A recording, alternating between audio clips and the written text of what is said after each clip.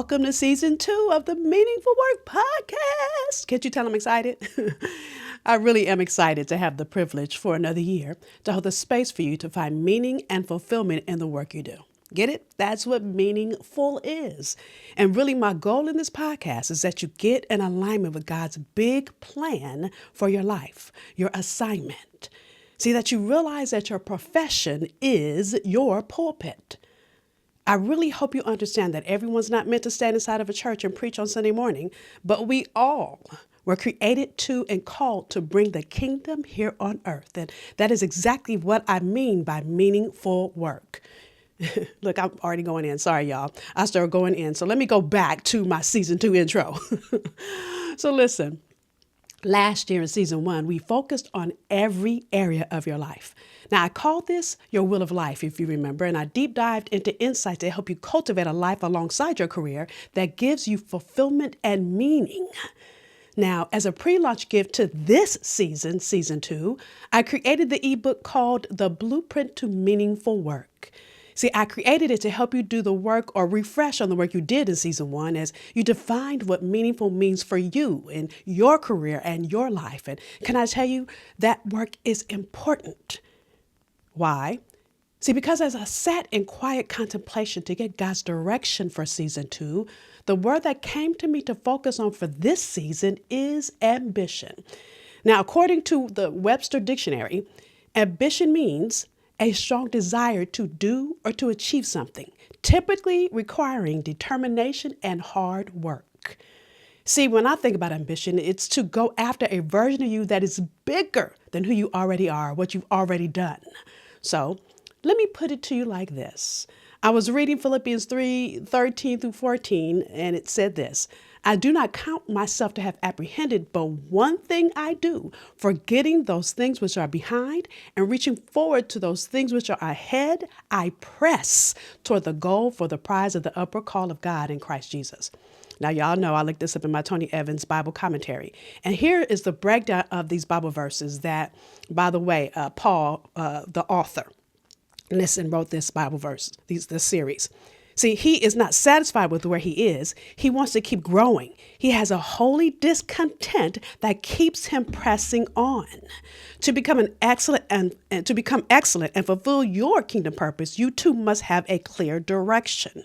So, what aspects of yesterday must you forget? See, the way to get over yesterday is to have a forward focus to press on. That's why Paul pursues as his goal the prize promised by God's heavenly call in Christ Jesus. Notice, he's looking into the future, not the past. Deep, right? So look at it like this. You can't drive a car going forward looking through the rearview mirror. Why? Because you'll crash, right? See, what I believe Paul is saying in these Bible verses is he's looking into the future, not the past.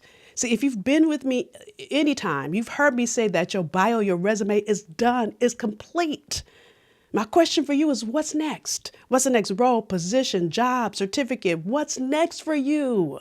Yes, I'm asking you, what is your ambition? Again, let me repeat this definition. Ambition means a strong desire to do or to achieve something, typically requiring determination and hard work. So what has been rumbling inside of you to do or to be that you have not dared to move forward in? You know, the thing you humbly deny, because how could you dare want that when you're already successful? How could you even dare want more? See, I want to play a clip here from a podcast interview with Reverend Jamal Bryant that talks about this very thing. So you have to have context. I was living, Brandy, in the largest condo in Baltimore, overlooking the Inner Harbor. Almost 10,000 square feet on one floor, and left it. Yeah. The last 2 years in Baltimore, I was depressed. And very few people understand what it means to be depressed and successful. So people, What does that look like? Yeah, people see you from the outside and assume, oh, you doing this, you got all these people, you on TBN, you on the Word Network, you on Daystar, but I felt unfulfilled. I played that clip because I definitely do not want that for you. So whether you're depressed, frustrated, or bored in life or in your career, I'm holding the space for you to go after the fulfillment your heart desires. Listen, I read a statement in a devotional a few years ago, and I think it is appropriate for me to share here, right? That I hope will help you understand where we're going this year. Now listen, allergies are acting up. Nowhere in the Bible is ambition condemned. Selfish ambition is certainly warned against, but ambition for the sake of God's glory is not only condoned, but is commended. See, God never intended for us to settle, to live in a good enough life or have a good enough job, have a mediocre life. And I expanded actually on this whole conversation in the intro to season 1 of this podcast, as I talked to you about God's intention when he created you. So your gifts and talents are not a coincidence. And as I said a few minutes ago, I also talked about how we each play a part in creating the kingdom here on earth. So if you missed that episode, or maybe you need a little review, a refresher, grab the ebook I created for you called The Blueprint to Meaningful Work. See the link below in our show notes. And I want to encourage you to do the work in that book because you will need it. You will need the insight, the strategy, the conversations in season 1, which I'll walk you through in the ebook, so you can get clear on the areas in your own blueprint to meaningful work where you are weak, where you will need to be clear so that the work you do that will help you get strong in your weak area. Some of y'all are saying, I'm not listening to this to do any work. But can I tell you, can I keep it real? If I felt like that every morning when I went into the gym, see the work my trainer outlines for me to do, 9 times out of 10, I don't feel like doing. But I have to say to myself, if I want to lose these 10 pounds, then I got to do something different because everything else I'm doing is not working. See, that's where change happens when you do the work. And, doing the work is being ambitious, y'all. So think of it like this. Ambition is a required asset for anyone wanting to step out and do something extraordinary, right? Listen, I'm allergic to average. So I didn't say ordinary, I said extraordinary. And again, God never intended for you and me to settle. And if that's the case, then why should you? See, the key ingredient to anything you would do that is extraordinary is ambition. It requires some ambition for Noah to build the ark. It requires some ambition for Joseph, and his amazing Technicolor Dreamcoat to save his family and the region from famine. It requires some ambition for Mary to say yes and give birth to Jesus. It even required some ambition for Ruth to choose to stay with Naomi and even say yes to work for Boaz to feed the both of them. By the way, if you've not seen the Netflix movie Ruth and Boaz, go see it. It was so good. Loved it, right? Now, those of you that say, Nicole, that's all great, but those are all Bible stories. I hear you. So how about I give you a few modern day stories? See, it required some ambition for Tyler Perry to not give up in the face of failure and even go on to build Tyler Perry Studios. It required some ambition for Oprah, despite being fired from her first on-air TV job, to go on and not only host the Oprah Winfrey Show, but to now own the OWN network. It required some ambition for the new senator to put in his bid to run for president. Hello, Barack Obama. It even required some ambition for 2 little black girls from Compton, California to go after winning in was it Grand Slam of tennis. Hello, Venus and Serena Williams. Are you getting my point? Because all of them put the extra with the ordinary. So today, I'm giving you permission to let go of who you already are and go after the version of you that you have not yet become. It's not a bad thing to want more. It's not. It's okay for you to want to achieve as much as you can in this thing called life. After all, I believe God put that gift in you to serve all those that need that gift. So when you stand in the full power of who you were born to be, you make God proud. See, I sincerely doubt that God is going to look at you at the end of your life and say, you did too much for me. Too much, girl. Too much.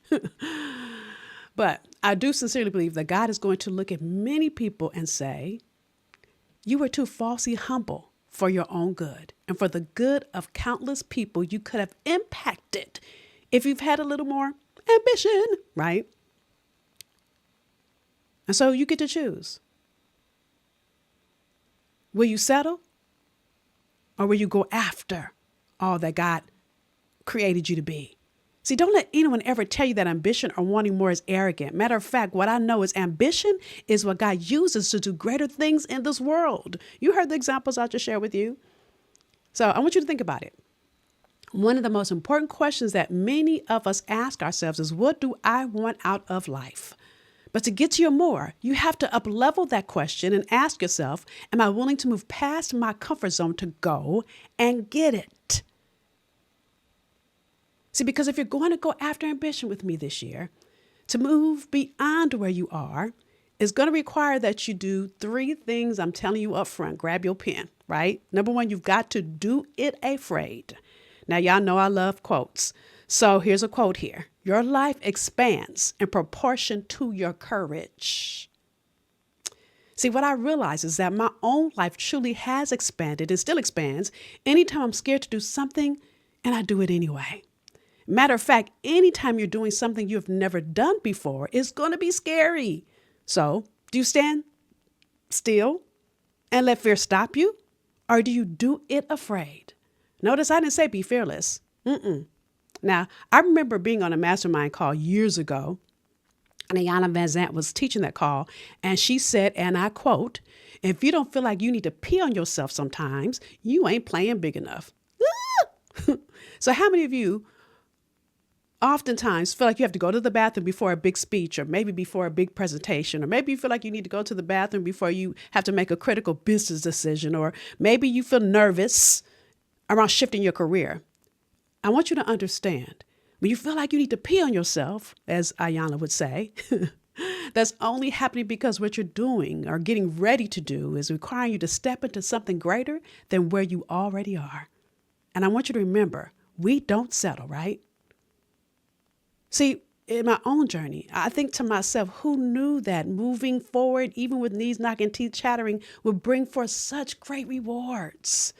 So with this in mind, in what ways might you amplify your life and or your career if you just look fear boldly in the face and dare to do that thing you know you must do, should do, and you move forward with fear?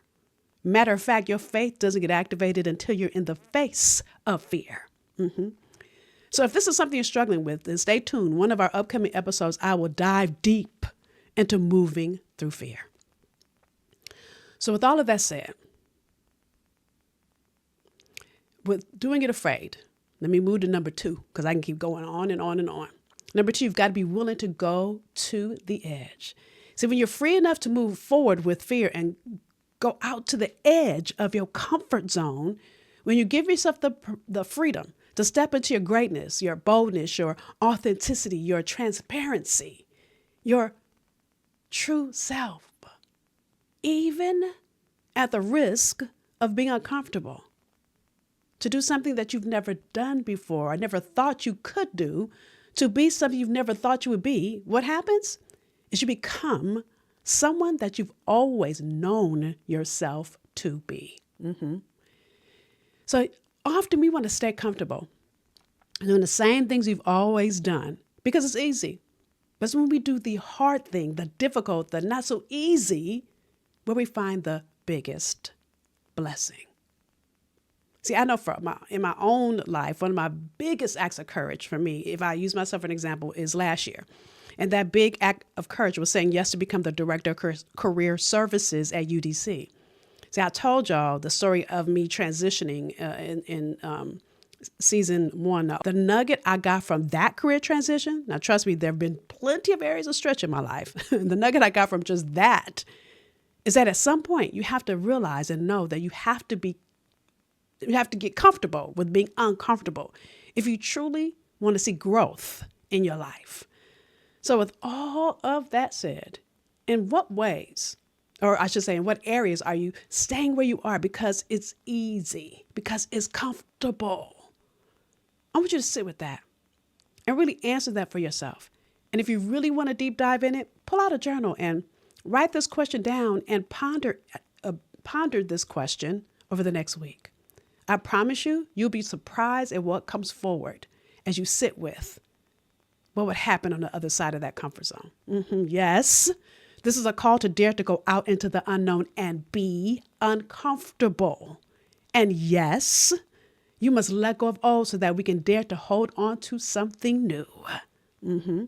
Which leads us to number 3. What you think number 3 is, y'all? I can't hear you. What do you think number 3 is? Is get in action.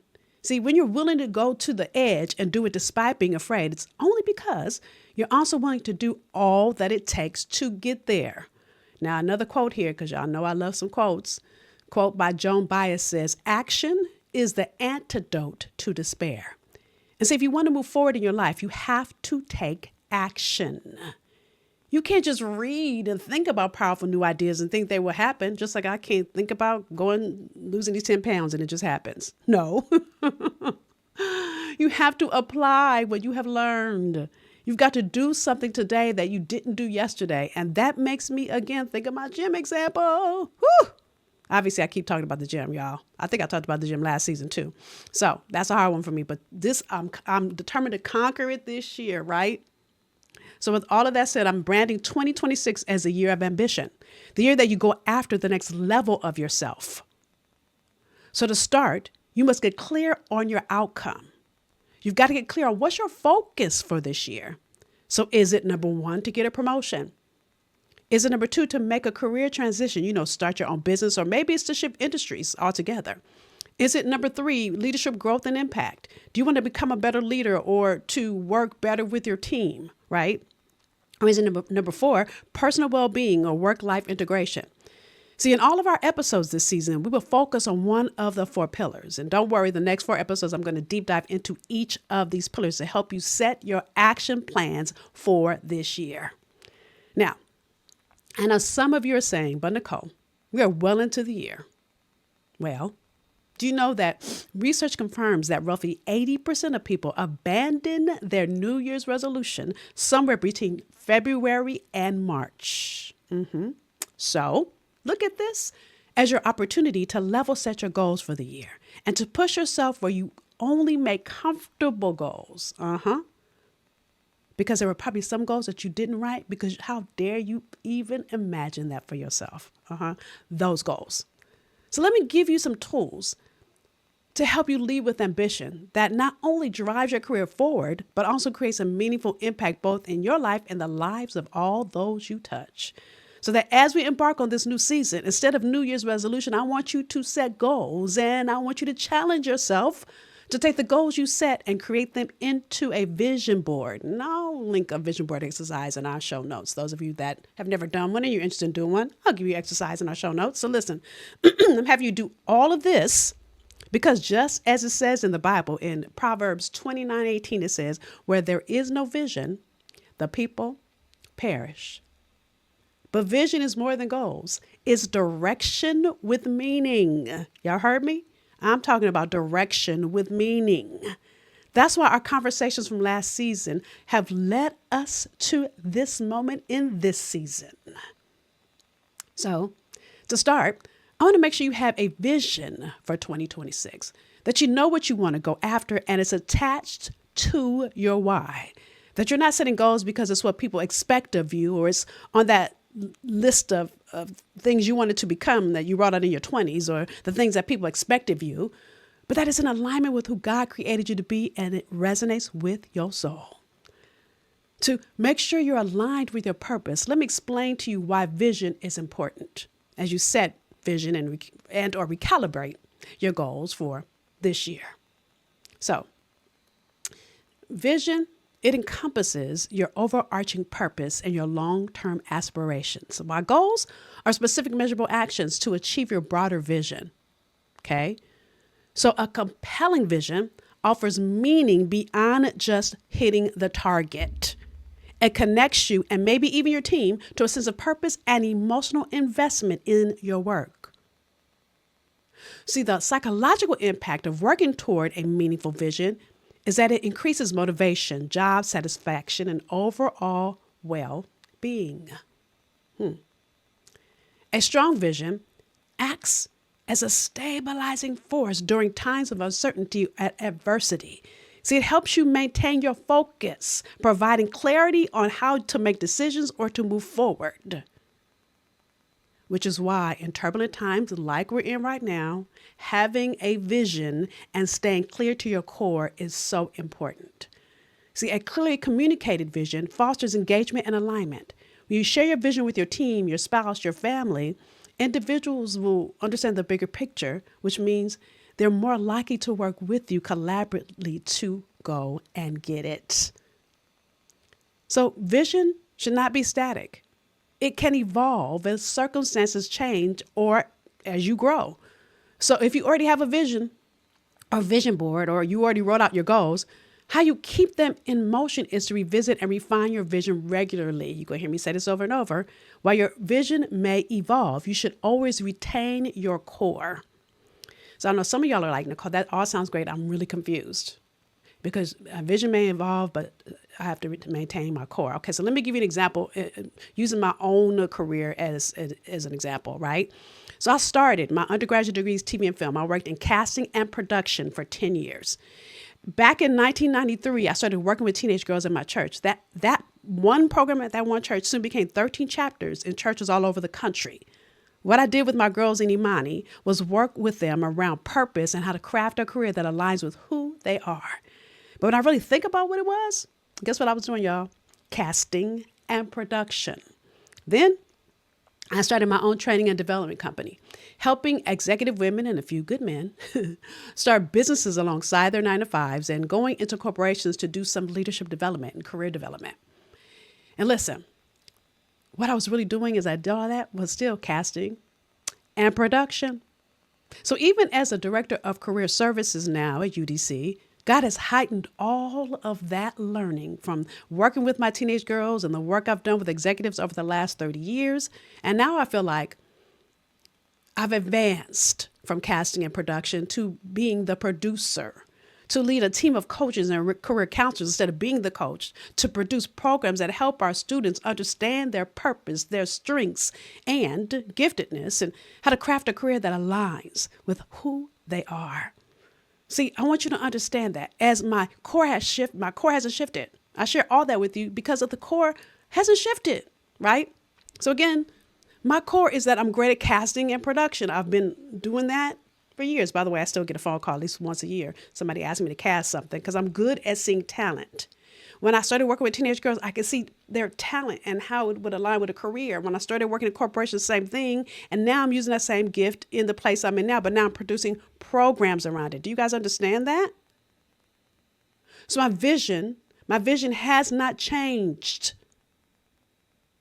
What I've seen God do in the last 30 years is grow me, to matriculate me through my journey, right? So let's talk about matriculation for a minute. If you've been around me for a while, you've heard me use this for an example. You know, we matriculate through the education system, right? We go kindergarten through elementary, we go through junior high and on and on and on, right? Y'all with me on that? But I can't go from first grade to seventh grade. I can't go from seventh grade to get my master's degree. There's a process that you go through to grow you. But I believe that the same thing happens in our careers, that as we allow our ambition to grow us up, that rumbling inside you to be or to do more means that there's another level of you to come forward, meaning that it's time to grow to the next level, meaning that kindergarten is over and it's time to go to first grade, meaning that eighth grade is over, it's time to go to high school. Am I making my point? So what I realized is God was matriculating me through my own journey to use my purpose in bigger ways, to use my gift in bigger ways. The same thing I believe he does with each and every one of us. So this is why all this vision talk is so important.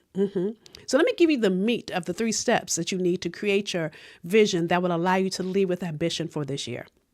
Now, I believe ambition is a great purpose multiplier. It sharpens performance, it sparks innovation, it accelerates careers by pushing you to set bold goals, to persevere through setbacks and act decisively. See, ambitious leaders energize teams and lift productivity. So to lead with ambition, you've got to do 3 things. Y'all ready? Got a pen? You ready? Ready to write it down? Number 1, align your ambition with your values. So this means taking the time to reflect on what truly matters to you, not your mama, your cousin, your sister, your boss, your mentor. No, you. Ambition without purpose can lead to burnout and discontent. So to start this process, you've got to be clear on what are your personal and professional values.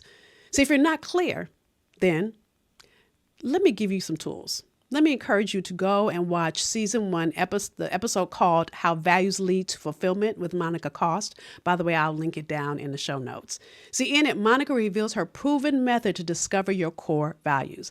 I think that this episode is so great and we have such a great conversation. So again, go watch it. It's linked in the show notes, okay?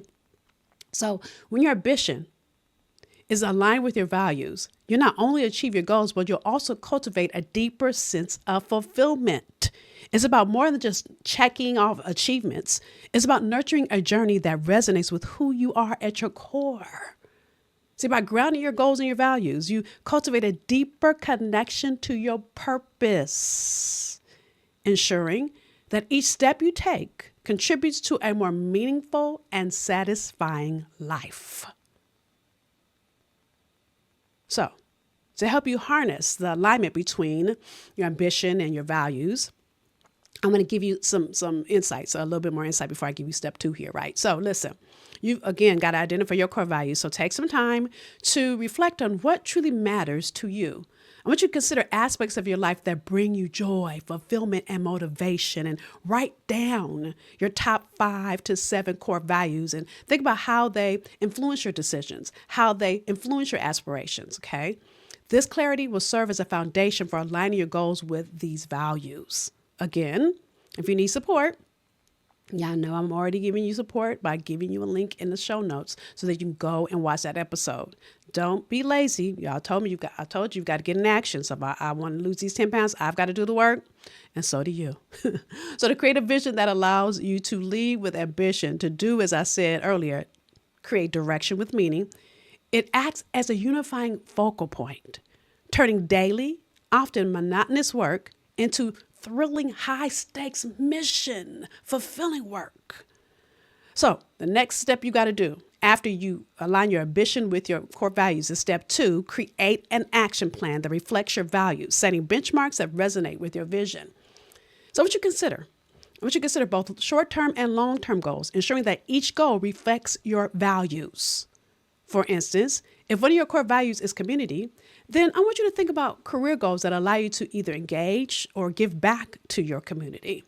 Maybe volunteering or creating social impact projects, or maybe community for you might be working more with teams. So again, I want you to be clear on what does that look like? How do your values show up, right? So let's look at it from your focus for the year. Again, is your focus to get a promotion, to make a career transition, start your own business, shift industries altogether, maybe write a book? Is it leadership growth and impact, right? And we all should always be working on growth and impact, I'm just saying. So that number 3 should be for everybody. Number 4 should be 2, personal well-being and work-life integration, unless you have that on lock.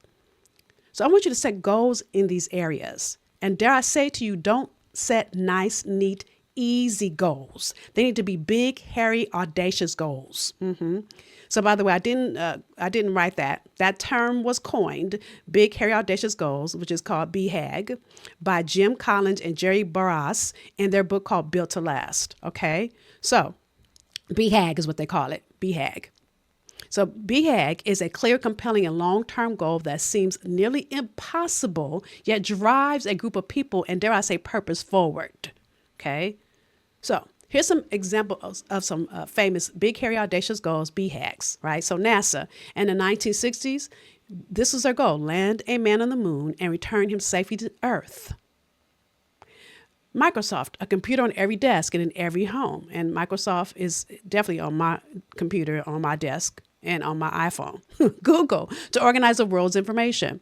Even dare I say, Dr. Martin Luther King set an audacious goal to end racism and discrimination through nonviolent protests, culminating in the Civil Rights Act of 1964 and the Voting Rights Act of 1965. Harriet Tubman, great example of audaciousness, right? See, she was audacious enough to risk her life acting as a conductor on the Underground Railroad, guiding enslaved people to freedom. Then there's Madam C.J. Walker, who was ambitious enough to not just help Black women get our hair together, but she became the first female self-made millionaire in America. And then there's Kamala Harris, whose ambition led her to becoming the first Black, first South Asian American, and first woman vice president of the United States. So here's my point. No matter what it is that you do, you are part in providing an answer to a group of people who need you. I don't know what I would do without my iPhone or Google. And I don't know where I would be if it weren't for Harriet Tubman, who made it possible for Dr. Martin Luther King to do what he did, which has allowed me to do so many things, go to school, I can go on. And even what he did made it possible for somebody like Kamala Harris to do what she did. What you may not realize is that your BHAG, your big, hairy, audacious goal, is a light on somebody's path to either solve a problem for them or show them what's possible. Now, in the course of activating and moving through your action plan, your big, hairy, audacious goals, the last thing you've got to do, step 3, is reflect and adjust regularly. See, personal and professional growth is an ongoing process. So schedule regular check-ins with yourself, perhaps monthly or quarterly, to assess your progress. So I want you to ask yourself if your current path still aligns with your values and your goals. And if you do feel out of sync, then don't hesitate to recalibrate, as your GPS does, to make adjustments to your goals or explore new opportunities that better reflect your evolving values and ambitions. You heard my story about my whole career, right? So by following these steps, you'll be better equipped to create a fulfilling journey where your ambitions and values work hand in hand. So listen, as we begin to wrap this episode, I want to encourage you to embrace this exciting journey of 2026, the year of ambition. And by aligning your ambition with your values, fostering authentic relationships, embracing continuous learning, you can lead not just with ambition, but with purpose. But you must also realize it will take you doing it afraid, being willing to go to the edge and to get in action to accomplish all that you desire. I want to invite you to join me this season for more inspiring conversations and insight from remarkable leaders who are making waves in their fields, who understand their profession is their pulpit and who are making bold moves, doing it afraid. So, as I end this episode, as I say in every episode, I'm going to ask you to do three things. Number one, I want you to subscribe. Subscribe so you get notified when our new episodes are live. Number two, share your thoughts. Whether you share them here in YouTube in the comments, whether you go on social media and you post on one of my posts, I want to hear your takeaways and aha moments. And then last but not least, I always ask you to share. I ask you to share this podcast, because the more people this conversation gets in front of, the more you help me with my BHAG, my big, hairy, audacious goal of expanding my reach beyond anything I can ask or think, to help as many people as I possibly can do the work God crafted and created them to do. And as you do that, you're helping me do the work God crafted and created me to do. And by sharing the link to this episode on social media, you help me do that. You really do. So listen. It's my honor and my privilege to be here with you. I'm excited about this year of ambition. I look forward to pouring more into you. I look forward to hearing your BHAGs, your action plan, your goals. I look forward to all the conversations and insight to come. So with that said, y'all, I'll see you next week. Bye, y'all.